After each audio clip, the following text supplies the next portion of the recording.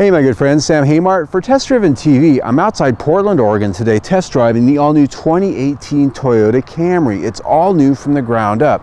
And there's a lot to talk about here because this is the top-selling car in North America for 19 out of 20 years.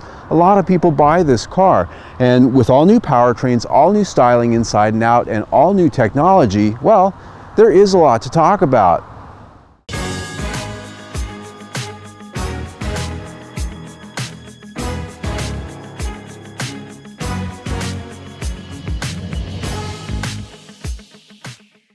For 2018, Toyota really wanted to amp up the styling on the new Camry, and as you can see, that's exactly what they've done. Now, it's immediately recognizable as a Camry at first sight. You look at it and you say, that's a Camry. But if you put this next to the old one, the first thing you're going to notice is that it's got bolder lines, it's got more sculpting. There's actually shoulders on this car. The way the hood rises up out of the fenders, the way the fenders bulge, it actually has some shoulders. It's got some hips. It's wider. It's almost an inch wider. It's almost 2 inches longer. The wheelbase itself, 1.5 inches longer. And making it look larger is the fact that it's about an inch shorter, not nearly as tall as the old car. And that will play on the handling. And we'll get to that here in a few minutes. But styling, the big thing they really did was add some boldness, add some character. And up front here, this is the LE. It's got its own grille. If you go up to the XLE, a different grille. If you go to the SC, a different grille and fascia treatment. The XSC, all the Camry trim grades differ from each other when it comes to the front end styling. So you can really get a difference. You can see which model you're looking at from across a parking lot. And this face, some people may not like it because it's very extroverted. I happen to think that they've done a pretty good job here keeping the Camry DNA yet making it look a little bit more premium. There are two different headlights available on this car.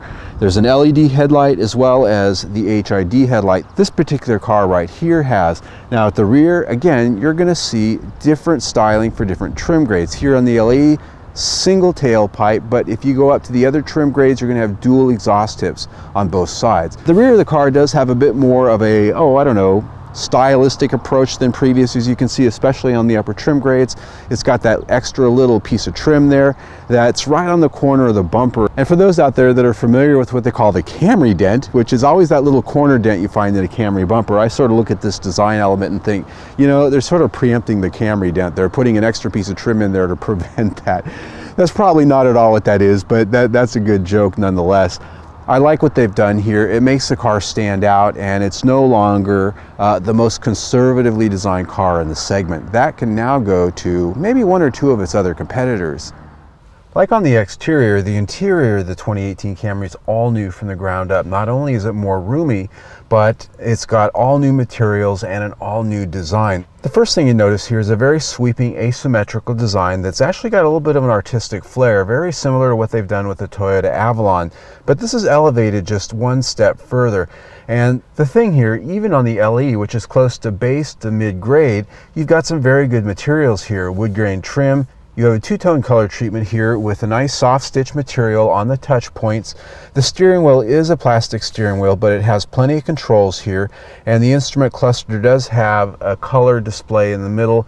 Now if you step up in the trim grade range, you're going to find a more elaborate instrument cluster, and the same goes for the infotainment system here, where you've got a 7-inch display on the basic models, but it goes up to 8 inches, and across the board there's a varying level of infotainment systems that offer up to a full navigation systems. The lower levels offer navigation, but only through your phone. So if you don't have a smartphone or you don't have the data plan to support that, you don't technically have navigation. Down here on the console, a very deep bin for a lot of things, including your phone. You've got ports here, USB and 12-volt port.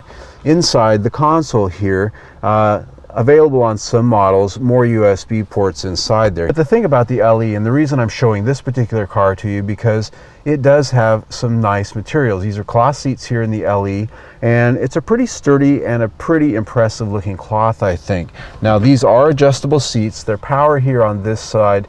Not as many adjustments as you're going to find on the higher levels, but there is a great way to get comfortable here even on the lower levels of trim.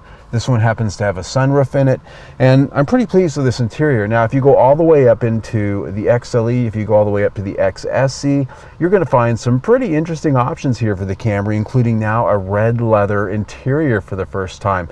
pretty wild for a Camry, I think, and if you really wanted to go all the way, why, you can do that now. Rear seat space here on the new 2018 Camry also very generous. There's increased space back here, and as you can see, these seats are about halfway forward, halfway back. Lots of leg room back here. Now the seating position is lower because we are in a sedan, and they actually lowered the seating position by about 1 inch in the new Camry.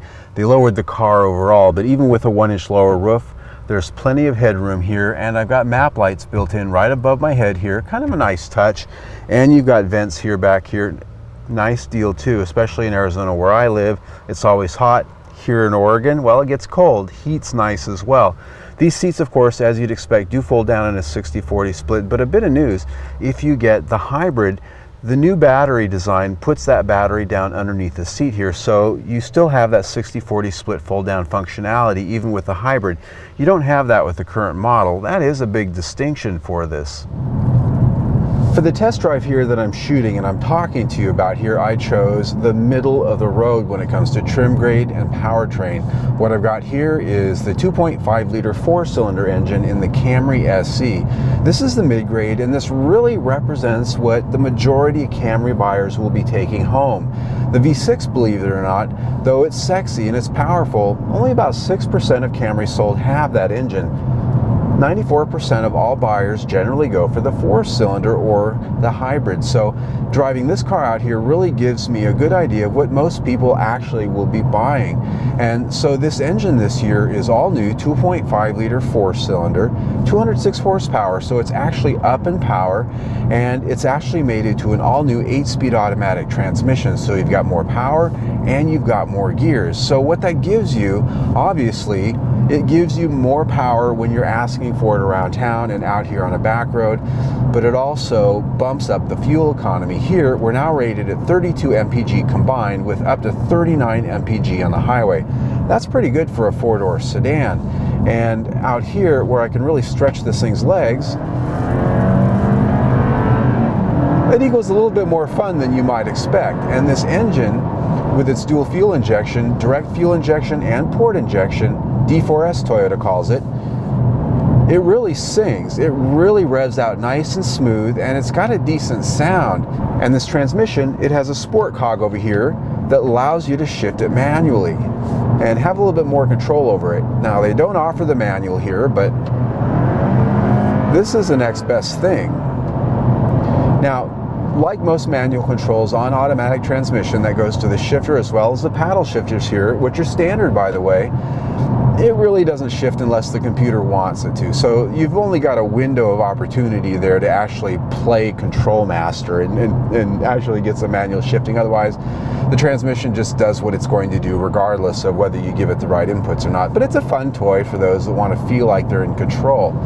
This powertrain, I really do believe, is much more improved over the previous 4-cylinder. Now, the V6, I've driven that too, 301 horsepower, a little bit more power. It also has the D4S fuel injection, and so that engine, basically the same engine that you're going to find in the other V6 Toyota products for this year, also with the 8-speed, and it does offer you more power, it does offer you more gears, and it's much more improved over the previous generation Camry V6. Same goes for the hybrid, which a little bit more refined this year, a little smoother, and fuel economy up to 53 mpg. That is phenomenal. That's Prius fuel economy in a Camry.